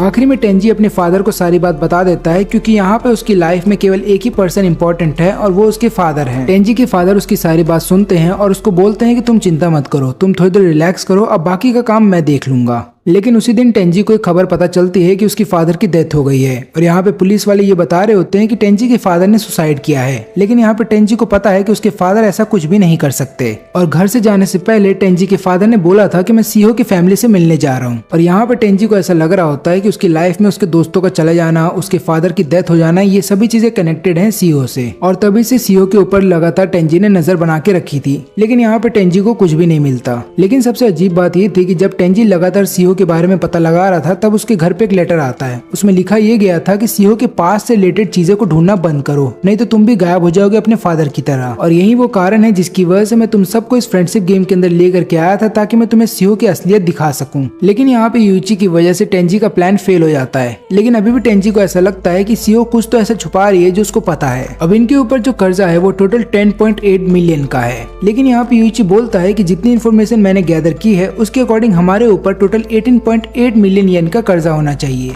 इसका मतलब ये है कि किसी ने अपने अमाउंट के साथ छेड़छाड़ की है। अब यहाँ पे यूइची को समझ में नहीं आ रहा था कि टेंजी को कैसे पता चल गया कि हम सबका 18.8 मिलियन येन का कर्जा होना चाहिए। ये लोग फिर से अपना सारा डेब्ट जो है कैलकुलेट करने लगते हैं और इन्हें पता चलता है कि इतना सारा कैलकुलेशन करने के बाद वो भी सेकंड गेम के बाद भी 4 मिलियन येन कम पड़ रहे हैं, यानी कि अभी भी किसी ने हमसे झूठ बोला है। फिर टेंजी बताता है कि हो सकता है सीहो ने हमसे झूठ बोला हो, उसके ऊपर जो कर्जा है वो ज्यादा है लेकिन उसने हमें कम बताया। यूइची बोलता है कि अगर सीहो ने मुझसे झूठ बोला है तो वो पक्की एक प्रोफेशनल लायर है। लेकिन यहाँ पे यूइची अभी भी टेंजी पे यकीन नहीं कर सकता, वो भी खासकर सेकंड गेम के बाद। यहाँ पे यूइची को ऐसा लगता है कि उसके दोस्तों का जो ग्रुप है वो कुछ नहीं बस एक स्ट्रेंजर्स का ग्रुप है, क्योंकि कोई भी किसी के बारे में कुछ भी नहीं जानता। और यहाँ पे टेंजी भी बोलता है कि मुझे भी तुम्हारे बारे में ये बात नहीं पता थी कि तुमने किसी का खून किया है, लेकिन मैं यहाँ पे तुम्हारा पीछा इसलिए कर रहा हूँ क्योंकि मुझे अपने फादर का बदला लेना है और मैंने देखा है कि तुम कितने ज्यादा स्मार्ट हो, क्योंकि सेकंड गेम में स्टार्टिंग से ही तुम पूरा गेम कंट्रोल कर रहे थे। और फिर यूइची को भरोसा दिलाने के लिए टेंजी यहाँ पे अपना नेम टैग दिखा देता है। वो दिखाता है कि उसके ऊपर कितना कर्जा है, लेकिन क्योंकि उसने अपना नेम टैग दिखा दिया तो उसको पनिशमेंट के तौर पे उसका कर्जा डबल हो जाता है। फिर यहाँ पे टेंजी झुकते हुए माफी भी मांगता है यूइची से और बोलता है कि प्लीज मेरा इस्तेमाल करो लेकिन मुझे किसी तरीके से अपने साथ रखो। यूइची बोलता है कि ठीक है मैं तुम्हारा साथ तो दूंगा लेकिन मुझे ये सोचने के लिए अभी समय चाहिए। फिर एक और आधा दिन जब बीत जाता है तब यूइची पूछता है टेंजी से कि तुम सीबे और यूतोरी के बारे में क्या सोचते हो। टेंजी बोलता है कि मैं उनके बारे में नहीं सोचता क्योंकि वो मेरे कुछ लगते ही नहीं। तब यहाँ पे यूइची बोलता है कि पर वो तो तुम्हारे दोस्त थे ना और तुम उनको यहाँ पे लेकर के आए थे, तो एक काम करना, जब तुम इस गेम से बाहर चले जाओ तो उन लोगों से माफी मांगना। हो सकता है वो लोग तुम्हें माफ भी ना करे, लेकिन चाहे कुछ भी हो जाए अपने सच्चे दिल से उनसे माफी मांगना। और यहाँ पे टेंजी बोलता है कि ठीक है मैं उनसे माफी मांगने के लिए तैयार हूँ। और इसके बाद यूइची बोलता है कि ठीक है अगर तुम जैसा मैं बोलता हूँ वैसा करोगे तो मैं भी वादा करता हूँ कि मैं तुम्हारा इस गेम में साथ दूंगा। फिर इसके 3 दिन के बाद दोनों को रिहा कर दिया जाता है। अब गुफा से निकलने के बाद इन दोनों को एक जंगल में छोड़ दिया जाता है और वहीं पे मनाबू आता है और वो बोलता है कि अगला जो गेम होने वाला है वो हाइड एंड सीक का होगा, लेकिन इस कॉम्पिटिशन में तुम्हारी जो अपोनेंट की टीम होगी वो 5 लोगों की होगी। लेकिन यहाँ पे टेंजी को समझ में नहीं आ रहा था कि उनके सामने कोई और अपोनेंट कैसे आ गए, क्योंकि ये गेम तो फ्रेंडशिप का है ना, तो उनके सामने उनके खुद के दोस्त होने चाहिए। फिर यहाँ पे मनाबू समझाता है कि ट्रू फ्रेंडशिप तभी एग्जिस्ट करती है जब तुम्हारे सामने कोई अपोनेंट है। एग्जाम्पल के तौर पे जैसे कि तुम्हारा कोई दोस्त है लेकिन वो तुम्हें धोखा दे रहा है और तुम सामने वाली अपोनेंट की टीम को देखते हो कि वो लोग 5 जन है लेकिन एक साथ मिलकर रह रहे हैं, तब तुम्हारे मन में जलन होगी और आगे चल करके तुम अपने दोस्त पे कभी ट्रस्ट नहीं करोगे। और इस गेम का मेन मकसद भी यही है। इस गेम के अंदर ये देखा जाएगा कि तुम अपने दोस्त पे कितना ज्यादा ट्रस्ट करते हो, चाहे कुछ भी हो जाए तुम्हें अपना ट्रस्ट नहीं खोना है। तो गेम बहुत ही सिंपल है, तुम दोनों टीम में से कोई भी एक प्लेयर जा करके छुप जाएगा और उसको ढूंढने की जिम्मेदारी अपोनेंट की टीम की होगी। और यहाँ पे उस टीम के पास डिसएडवांटेज होगा जिसके पास कम प्लेयर्स हैं, लेकिन जिस टीम के पास ज्यादा प्लेयर्स हैं उनके पास एडवांटेज रहेगा। मनाबू एक और नया रूल इंट्रोड्यूस करता है जहाँ पे बोलता है कि कोई भी टीम का प्लेयर चाहे तो अपने अपोनेंट की टीम के साथ जा करके जुड़ सकता है और यहाँ पे जो भी प्लेयर दूसरी टीम में जा करके शामिल होगा उसका जितना भी कर्ज आए वो भी खत्म हो जाएगा। लेकिन यहाँ पे यूची की टीम के लिए ऐसा करना नामुमकिन है, क्योंकि यहाँ पे अगर यूची की टीम में से कोई भी ऐसा करता है तो यूची हार जाएगा। फिर यहाँ पे मनाबू यूची को एक ऑप्शन देता है कि एक और टीम है जिसमें से एक ही प्लेयर बचा है, तुम चाहो तो उस प्लेयर को अपने पास रख सकते हो। फिर यहाँ पे यूची पूछता है कि क्या वो एक लड़की है, तो मनाबू बताता है कि हाँ वो एक लड़की है, और यूची बोलता है कि ठीक है, उसको हम अपनी टीम में शामिल करने के लिए तैयार है। टेंजी इसके लिए मना भी करता है और बोलता है कि हो सकता है वो लड़की हमें धोखा दे दे। लेकिन यहाँ पे यूची बोलता है कि हम इस गेम को बिना किसी और प्लेयर के जीत नहीं सकते। तुम ही सोचो, हमारी टीम में केवल 2 प्लेयर हैं और इस तरीके से हम गेम को नहीं जीत पाएंगे। तभी मारिया उनके सामने आती है, जिसको एक्सेप्ट कर लिया जाता है यूची के द्वारा। अब देखा जाए तो मारिया जो है वो गेम अथॉरिटी की ही एक प्लेयर है, उसको जानबूझ के यूची की टीम में भेजा गया है ताकि वो लोग यूची के ऊपर नजर रख पाए। फिर यहाँ पे टेंजी बोलता है कि ठीक है, मैं जाकर के छुपूंगा, तब तक तुम बाहर रहना। ऐसा टेंजी इसलिए करता है क्योंकि यहाँ पे उसको पता है कि अगर यूची बाहर रहेगा तो वो मारिया के ऊपर नजर रख पाएगा, कहीं मारिया जाकर के दूसरी टीम में शामिल ना हो जाए। इसके बाद मानबू दोनों ही टीम को 2 घंटे का टाइम देता है, और जब तक ये लोग छुपने जा रहे थे तब यहाँ पे टेंजी एक बार फिर से रूल समझाता है। पहला ये कि तुम अपने अपोनेंट की टीम में से किसी को भी मार के या धमका करके ये बात नहीं पता कर सकते कि उनका प्लेयर कहाँ पे छुपा हुआ है। दूसरा ये कि जो भी प्लेयर छुपेगा वो एक जगह से दूसरी जगह मूव नहीं कर सकता जब तक कि ये गेम खत्म ना हो जाए, और अगर किसी भी टीम ने ये रूल को तोड़ दिया तो वो टीम तुरंत हार जाएगी और उनके ऊपर जो कर्जा है वो डबल कर दिया जाएगा। इन सभी लोगों को एक फोन दिया जाएगा ताकि ये लोग अपने प्लेयर के साथ कम्युनिकेट कर पाए, और ऊपर से जंगल के बीचों बीच खाना रखा गया है ताकि उस प्लेयर तक ये लोग खाना पहुंचा सके जो प्लेयर छुपने गया है। लेकिन इसके अलावा सबसे इम्पोर्टेंट रूल ये है कि जो भी बंदा छुपने जाएगा उसके पास एक बटन होगा, और अगर उसको ऐसा लग रहा है कि उसके टीम वाले उसको नहीं ढूंढ पा रहे या फिर उस तक खाना नहीं पहुंचा पा रहे हैं तो वो चाहे तो क्विट कर सकता है, और अगर उसने ऐसा किया तो उसकी पूरी टीम भी हार जाएगी। अब यहाँ पे यूइची टेंजी के लिए एक जगह ढूंढ लेता है जहाँ पे वो छुप सकता है, और क्योंकि यहाँ पे यूची अभी तक से मारिया पे पूरी तरह से भरोसा नहीं करता तो उन लोगों ने मारिया को काफी दूर खड़ा रखा है ताकि मारिया ये जगह ना देख ले। अब यहाँ पे यूची पूछता है टेंजी से कि तुम्हारी तबीयत कैसी है, क्योंकि यहाँ पे यूची को ऐसा लग रहा होता है कि टेंजी कब तक इस जगह पे भूखा रह पाएगा। टेंजी बोलता है कि तुम मेरी फिक्र मत करो, मैं वादा करता हूँ कि मैं इस बटन को कभी प्रेस नहीं करूंगा क्योंकि मुझे तुम पे भरोसा है। और यहाँ पे यूची बोलता है कि ठीक है, मैं वादा करता हूँ कि मैं तुम्हारे लिए वापस यहाँ पे जरूर आऊंगा। इसके बाद यूची वहाँ से चला जाता है और 2 दिन बीत जाते हैं, लेकिन अभी भी यूची एक बार भी टेंजी से मिलने के लिए नहीं आया। जब से गेम स्टार्ट हुआ है तब से ही टेंजी ने कुछ भी नहीं खाया, और ऊपर से 2 दिन और बीत चुके हैं लेकिन उसने कुछ भी नहीं खाया। इसके अलावा उसने पानी तक भी नहीं पिया है, और यहाँ पे टेंजी अब शक कर रहा होता है कि क्या यूची उसके लिए सही में आएगा भी या नहीं। टेंजी ये भी सोच रहा होता है कि हो सकता है यूची ने अपने साइड बदल लिया हो, यानी कि वो दूसरी टीम में जाकर के मिल गया हो, लेकिन अगर ऐसा होता तो ये गेम वहीं पे खत्म हो जाता। यहाँ पे टेंजी ये भी सोचता है कि हो सकता है यूची मुझे जानबूझ के टॉर्चर कर रहा है, क्योंकि प्रीवियस गेम में जो भी मैंने उन लोगों के साथ किया वो उसका बदला लेना चाहता है। इसके बाद टेंजी यूची को कॉल करता है, लेकिन यहाँ पे यूची नहीं उठाता बल्कि अपोनेंट टीम के प्लेयर्स उठाते हैं, और वो यहाँ पे टेंजी को बताते हैं कि यूची हमारे साथ आराम से बैठकर खाना पानी खा रहा है और वो मौज मस्ती कर रहा है, उसको तुम्हारी कुछ भी नहीं पड़ी। अगर उसको तुम्हारी पड़ी होती तो अब तक तुम्हें ढूंढने जाता, लेकिन उसने एक बार भी तुम्हें ढूंढने की कोशिश नहीं की है,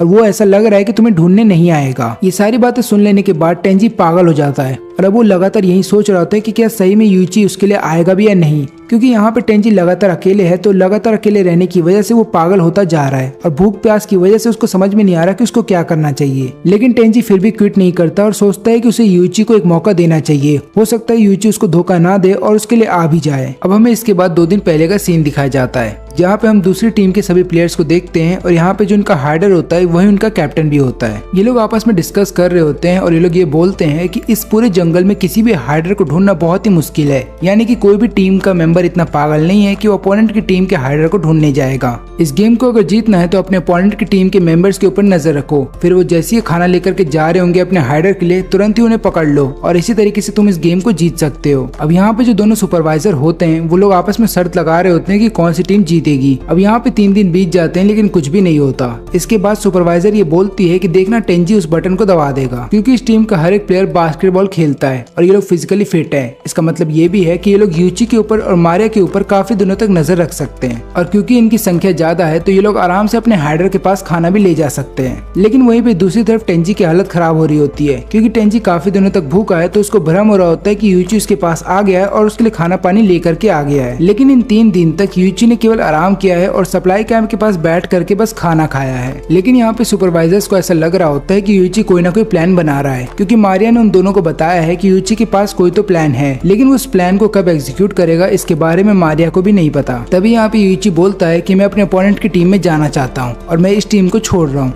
अब ये बात सुनते ही सुपरवाइजर भी चौंकते नहीं, बल्कि ये सोच रहे होते हैं कि हो सकता है यूइची के पास कोई प्लान हो। अब दूसरे टीम मेंबर ये सोच रहे होते हैं कि अगर यूइची हमारे पास आ गया तो उसका सारा कर्जा टेंजी के ऊपर चला जाएगा, यहाँ पे टेंजी हार भी जाएगा और उसके ऊपर कर्जा भी बढ़ जाएगा। लेकिन यूइची को अपनी टीम में लेने से पहले ये लोग सोच रहे होते हैं कि ये लोग अपने कैप्टन से बात करेंगे। और ये बात सुनते ही यूइची इन लोगों पे हंसने लगता है। वो बोलता है कि तुम लोग इतना सिंपल सा डिसीजन भी खुद से नहीं ले सकते, क्या तुम्हें इतना डिसीजन लेने का भी हक नहीं है? ऐसा लग रहा है कि तुम्हारे पास खुद का दिमाग नहीं है, तुम्हें जो बोला जाता है तुम वही करते हो। अब ये बात सुनते ही यहाँ पे थक गुस्सा हो जाता है, लेकिन उसके टीममेट्स उसको रोक लेते हैं और उसको समझाते हैं कि यहाँ पे लड़ाई झगड़ा मत करो, क्योंकि अगर ऐसा किया गया तो हम लोग हार जाएंगे। अब यहाँ पे ये लोग अपने कैप्टन से जब पूछ करके आते हैं तब वो लोग बताते हैं कि हम लोग यूइची को अपने साथ अभी नहीं लेंगे, क्योंकि यूइची अकेले आना चाहता है और अगर उसको आना है हमारी टीम में तो उसको मारिया को भी अपने साथ लेकर के आना होगा, क्योंकि इन लोगों को ऐसा लगता है कि अगर यूइची इनकी टीम में आ गया तो इसके बाद ये मारिया को बता देगा कि हमारा हाइडर कहाँ पे छुपा हुआ है और मारिया जाकर के उसको ढूंढ लेगी और हो सकता है हम लोग गेम हार जाएं। और इसके बाद थग फिर जाता है यूइची से बात करने के लिए और बोलता है कि अब तुम्हें अपने साथ मारिया को लेकर के आना होगा। हमें फिर से 2 दिन पहले का सीन दिखाया जाता है जहाँ पे यूइची मारिया को सारा प्लान समझाता है। वो बोलता है कि मैं अपोनेंट की टीम में चला जाऊंगा और उसके बाद उनके हाइडर का लोकेशन तुम्हें दे दूंगा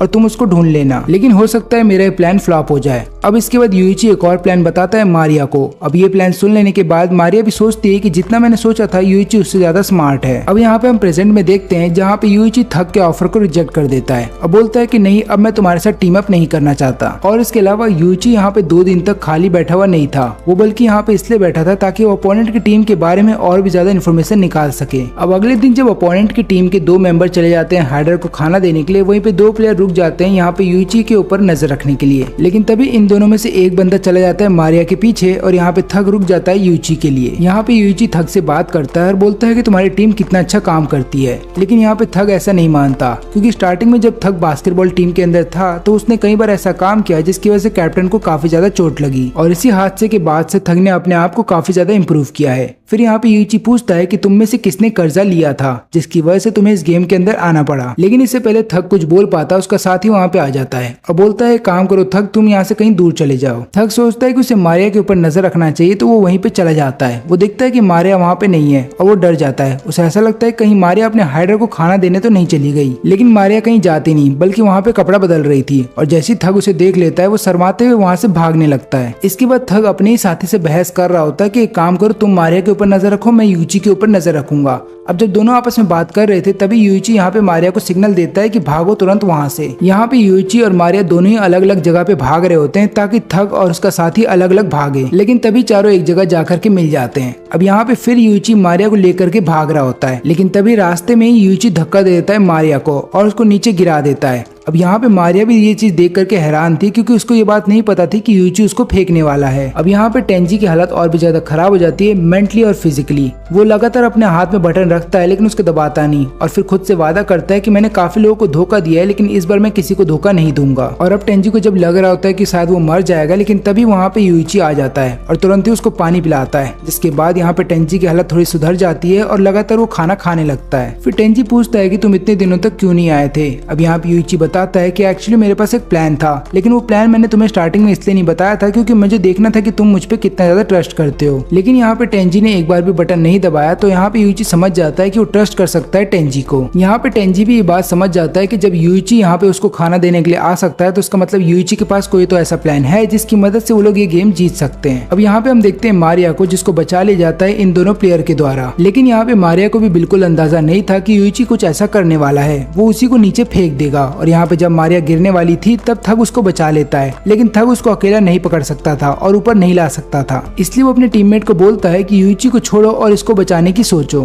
टेंजी को भी यहाँ पे यूइची का सारा प्लान पता चल जाता है, लेकिन वो पूछता है कि अगर तुम्हारा आइडिया काम नहीं करता तो तुम क्या करते। यहाँ पे यूइची बताता है कि देखो, इन 3 दिनों में मैंने काफी लोगों की पर्सनैलिटी को पढ़ा है और मुझे पता है कि वो लोग कैसे हैं। एग्जाम्पल के तौर पे तुम थग को ले लो, वो दिखने में बहुत ज्यादा गुस्से वाला है और शॉर्ट टेम्पर है, लेकिन उसके बावजूद भी वो दिल का बहुत अच्छा है और उसने जो पास्ट में गलतियां की हैं उसका उसको पछतावा हो रहा है और वो लड़कियों की रिस्पेक्ट करता है। इसलिए जब मैंने मारिया को धक्का दिया तो मुझे पता था कि थग जरूर उसकी हेल्प करने जाएगा। और जहाँ तक रही बात उसके साथी की, तो मैंने ये भी चीज देखा है कि उसका साथी लगातार थग का साथ देता है तो इसका मतलब ये है कि जब थक मारिया की हेल्प करेगा तो यहाँ पे उसका साथी भी थक का हेल्प करेगा। लेकिन यहाँ पे यूइची को ये बात भी पता होती है कि ये दोनों आपस में लड़ सकते हैं, बस इन्हें लड़वाने वाला कोई चाहिए और ये काम मारिया करेगी। और मारिया ने ऐसा करना स्टार्ट भी कर दिया। अब यहाँ पे सप्लाई कैंप में जब आ जाते हैं थक और उसका साथी तो दोनों आपस में लड़ने लगते हैं। और यहाँ पे थक बोल रहा होता है कि मैं मारिया की टीम में चला जाऊंगा ताकि मैं उसकी प्रोटेक्शन कर सकूं। तो होता यूं है कि जब ये दोनों मारिया को बचा लेते हैं तो यहाँ पे मारिया थक को नहीं बल्कि उसके साथी को थैंक यू बोलती है, क्योंकि मारिया अभी भी थक से गुस्सा थी क्योंकि थक ने उसे कपड़े बदलते हुए देख लिया था। थक फिर उससे माफी मांगता है और यहाँ पे मारिया बोलती है कि ठीक है, मैंने तुम्हें माफ कर दिया और मैं वादा करती हूँ कि मैं तुम्हारा साथ दूंगी क्योंकि तुमने मेरी जान बचाई है। ये लोग सोच रहे होते हैं कि यूची आगे चल करके क्या करेगा।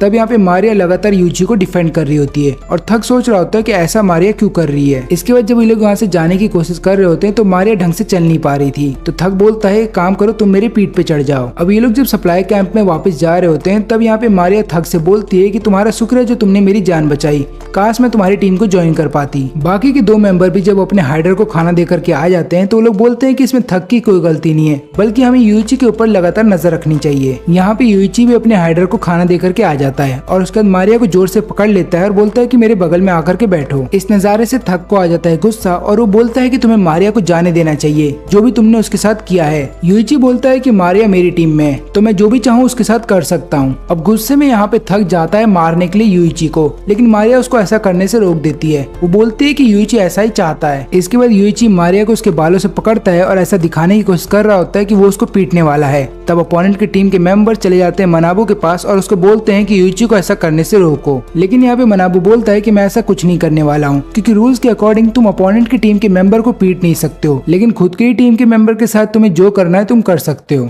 इसके बाद थक डिसाइड करता है कि वो यूइची की टीम में चला जाएगा ताकि मारिया की प्रोटेक्शन कर सके। लेकिन तभी थक को उसके टीममेट रोक देते हैं और बताते हैं कि हो सकता है ये सभी चीजें यूइची की एक चाल हो, वो तुम्हें जानबूझ के अपनी टीम में ले आना चाहता है ताकि वो हमारी टीम को कमजोर करे। लेकिन यहाँ पे थक को अभी भी ऐसा लग रहा होता है कि मारिया के ऊपर जितने भी अत्याचार हो रहे हैं वो सब रियल हैं। और यही सब सोच करके थक फिर अपनी टीममेट के साथ लड़ना स्टार्ट कर देता है। लेकिन फिर इसके बाद उनके बाकी के टीममेट वहाँ पे आते हैं और उनको ऐसा करने से रोकते हैं और वो लोग बोलते हैं कि हमें एक काम करना चाहिए, हमें अपने टीम लीडर के साथ एक मीटिंग बुलानी चाहिए और पूछना चाहिए कि हमें आगे क्या करना है। तब यहाँ पे यूइची लगातार चिढ़ा रहा होता है थक को और बोलता है कि तुम खुद से कोई डिसीजन नहीं ले सकते और यहाँ पे एक लड़की पिट रही है, लेकिन उसको बचाने के लिए भी तुम्हें अपने लीडर से पूछना होगा। लेकिन थक उसकी कोई बात नहीं सुनता और यहाँ पे अपने लीडर के पास जा रहा होता है पूछने के लिए कि उसे आगे क्या करना है। जब थक वापस आता है तो बोलता है कि मैं मारिया की टीम को ज्वाइन करने के लिए तैयार हूँ। अब थक ऐसा इसलिए करता है क्योंकि उनका जो कैप्टन होता है वो मना कर देता है। वो बोलता है कि मारिया हमारी टीम को ज्वाइन नहीं करेगी। अब यहाँ पे थक और यूइची सेम टीम के अंदर होते हैं तो थक सोचता है कि वो यूइची को पीट सकता है, लेकिन यूइची उनमें से नहीं है जो अपने आप को पिटने दे। इसलिए वो थक को बांध देता है पेड़ से और उसको तब तक वहाँ से नहीं छोड़ता जब तक वो लड़ना छोड़ ना दे। यहाँ पे यूइची टेंजी को बता देता है कि मैंने उनका एक टीम मेंबर अपने साथ ज्वाइन करवा लिया है। अब मुझे किसी तरीके से इस बात का पता लगाना होगा कि उनका टीम लीडर कहाँ पे छुपा हुआ है। यहाँ पे थक को खुद पे शर्म आ रही होती है। वो यही सोच रहा होता है कि वो यूइची की टीम में तो आ गया है, लेकिन वो अभी भी मारिया की प्रोटेक्शन नहीं कर पाएगा। तब मारिया उसके पास आती है और बोलती है कि मेरी छोड़ो, पहले अपनी सोचो, क्योंकि अगर तुमने नहीं बताया कि तुम्हारा टीम लीडर कहाँ पे है तो यूइची तुम्हारी बुरी हालत कर देगा। यहाँ पे थकेस बताता है कि भले ही वो मुझे कितना भी पीटे लेकिन मुझे कोई फर्क नहीं पड़ता, क्योंकि मुझे भी नहीं पता कि हमारा टीम लीडर कहाँ पे छुपा है। अब यहाँ पे यूइची उसके सामने आता है और बोलता है कि तुम क्या बोल रहे हो, तुम तो गए थे ना अपने साथी के साथ अपने टीम लीडर से मिलने के लिए।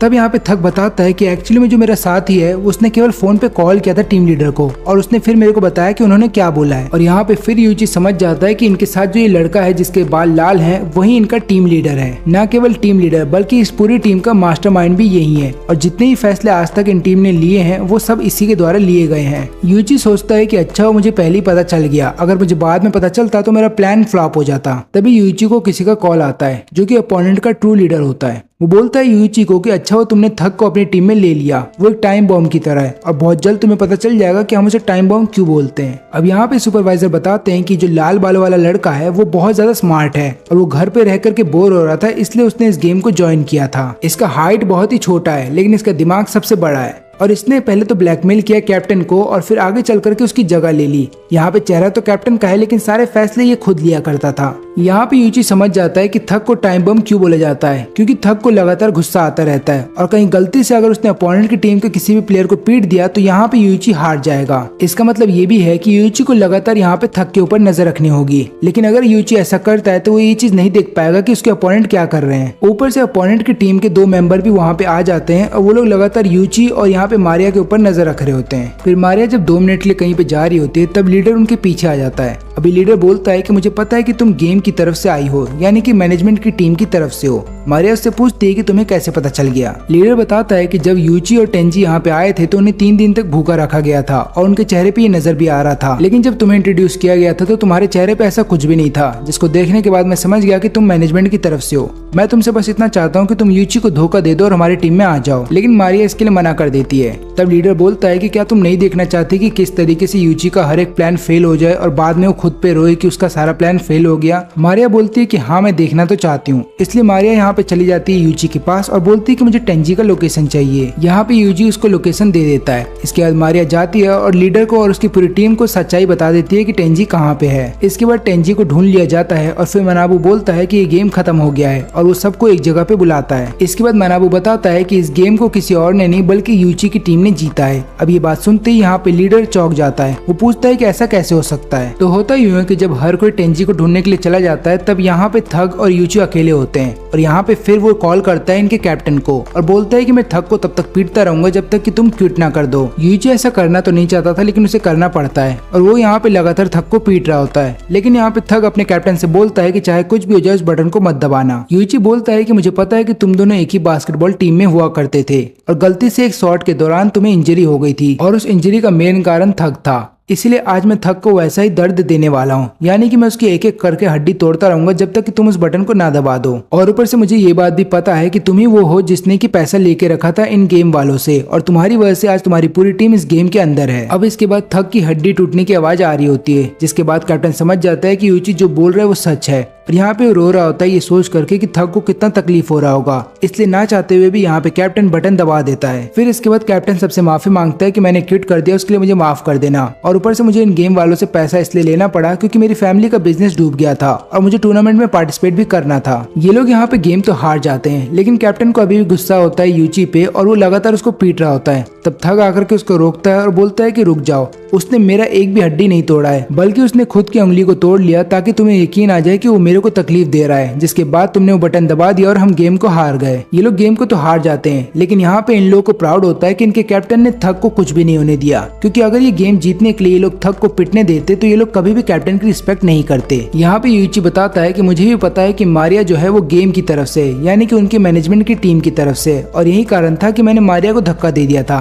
क्योंकि मुझे पता था कि उसको कोई ना कोई तो बचाने के लिए आ ही जाएगा। फिर यहाँ पे टेंजी जब यूची को लेकर के जा रहा था तब वो यही सोच रहा होता है कि यहाँ पे यूची ने भले ही काफी सारी डर्टी ट्रिक का इस्तेमाल किया है, लेकिन उसने अपोनेंट की टीम की दोस्ती नहीं तोड़ी और ऊपर से भले ही उसने थग की एक भी उंगली को नहीं तोड़ा और यहाँ पे कैप्टन को मजबूर कर दिया बटन दबाने के लिए। लेकिन अगर कैप्टन थोड़ा सा टाइम और लेता बटन को दबाने के लिए तो हो सकता था यहाँ पे थग सही में टॉर्चर होता। इसके बाद चौथे राउंड में थोड़ा टाइम होता है तो मनाबू बोलता है कि अभी के लिए हम तुम्हें बाहर जाने दे रहे हैं, लेकिन तुम्हें इस गेम के बारे में किसी को नहीं बताना है और अगर तुमने ऐसा किया तो तुम्हें इसका परिणाम झेलना होगा। अब इसके बाद यूची और टेंजी डिसाइड करते हैं कि वो लोग सीओ को ढूंढेंगे। वो लोग जब अपने क्लास में वापस आते हैं तो वहाँ पे केवल यूटोरी होती है। वो बोलती है कि मुझे तुम दोनों को देख के अच्छा लगा, अच्छा हो तुम लोग बहुत ही जल्द उस गेम से वापस आ गए हो। ये लोग पूछते हैं कि सीओ कहाँ पे है, तो यहाँ पे यूटोरी बताती है कि सीओ पता नहीं कहाँ चली गई है और काफी दिनों से स्कूल नहीं आ रही है। यूची को ऐसा लगता है कि मुझे उसकी सच्चाई पता चल गई है, इसलिए वो यहाँ से भाग गई। तो होता यूँ है कि जब सेकंड गेम के बाद ये तीनों वापस से क्लास के अंदर आते हैं तो क्लास का हर एक व्यक्ति यहाँ पे सीओ के ऊपर इल्जाम लगाता है। वो बोलता है कि तुम ही हो जिसने हमारे पैसे चुराए हैं, क्योंकि हमने कहा था कि हम बैंक में ट्रांसफर कर देंगे, लेकिन तुमने कहा कि नहीं, कैश में तुम्हें पैसे चाहिए और तुम वो पैसे अपने पास रखोगी।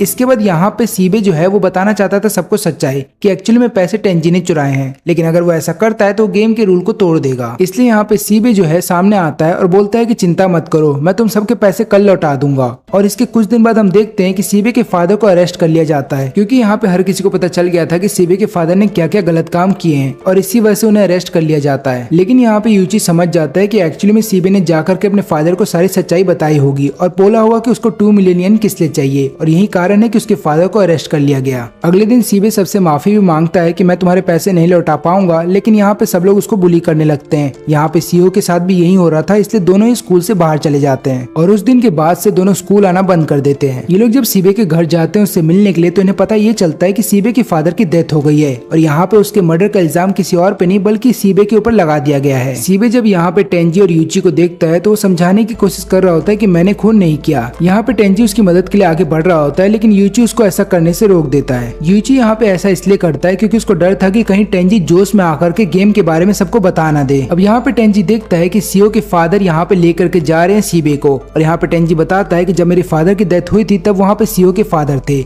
यानी कि इन दोनों का शक अब और भी ज्यादा यकीन में बदल जाता है कि सीओ के फादर भी इस गेम में इन्वॉल्व हैं। जब यहाँ पे सीओ के फादर जा रहे होते हैं तो यूची को धमकी देते हैं और बोलते हैं कि ज्यादा इस गेम के बारे में पता करने की कोशिश मत करो, नहीं तो ऐसा करोगे तो हो सकता है तुम्हारे करीबी लोग मारे जाएं। यूची बोलता है कि पहली बात तो ये कि मेरे आगे पीछे कोई नहीं है और मेरी लाइफ में ऐसा कोई नहीं है जो मेरे लिए इम्पोर्टेंट है, इसलिए तुम्हारी ये धमकी मेरे ऊपर काम नहीं करेगी। इसके बाद यूटोरी उन दोनों के पास आती है और बोलती है कि मुझे तुमसे बात करनी है, लेकिन यहाँ पे यूची उसको डांटते हुए बोलता है कि पहली बात तो ये कि तुम अपने डिसीजन खुद क्यों नहीं ले सकती हो और तुम्हें हर बार हमारी हेल्प की जरूरत क्यों पड़ती है। ऐसा लग रहा है तुम हमारी दोस्त नहीं बल्कि हम पे एक बोझ बन गई हो। फिर यहाँ पे यूची जब टेंजी के साथ घर पे बैठा होता है तो उसको समझाता है कि मैंने जो भी यूटोरी को बोला वैसा बोलना जरूरी था, इससे होगा यूं कि यूटोरी हमसे दूर रहेगी और सेफ रहेगी, नहीं तो उसकी जान को भी खतरा हो सकता है। तभी यूची को एक अननोन नंबर से कॉल आता है और वो यहाँ पे यूची को बोलता है कि हमने यूटोरी को किडनैप कर लिया है और तुम्हें यहाँ पे आना होगा। अगर तुम यहाँ पे आते हो और मेरा मनपसंद गेम खेलते हो तो हम तुम्हें टॉर्चर करेंगे, लेकिन अगर तुम नहीं आते हो तो हम यहाँ पे यूटोरी को टॉर्चर करेंगे और याद रखना कि तुम अपने साथ किसी को लेकर के नहीं आ सकते और अगर तुमने ऐसा किया तो यहाँ पे यूटोरी को उसकी सजा भुगतनी पड़ेगी। फिर यूची को आता है गुस्सा और वो बोलता है कि चाहे कुछ भी हो जाए यूटोरी के साथ कोई भी गलत काम मत करना, क्योंकि अगर तुमने ऐसा किया तो मैं तुम्हारी जान ले लूंगा। यूची जब इनके बताए हुए जगह पे पहुंचता है तो वो देखता है कि वहाँ पे काफी सारे लोग हैं जो घेर के खड़े हैं यहाँ पे यूटोरी को। इसके अलावा वो देखता है कि उनके में एक ऐसा आदमी है जिसने की मानबू का मास्क पहना हुआ है और इस आदमी का नाम है कुरोकी। यूची जब वहाँ पे आ जाता है तो वो कुरोकी से बोलता है कि अब तुम यूटोरी को जाने दो। कुरोकी बोलता है कि पहली बात तो ये कि मैंने तुम्हें यहाँ पे बुलाया है, न कि तुमने मुझे यहाँ पे बुलाया, इसलिए जैसा मैं बोलूंगा वैसा होगा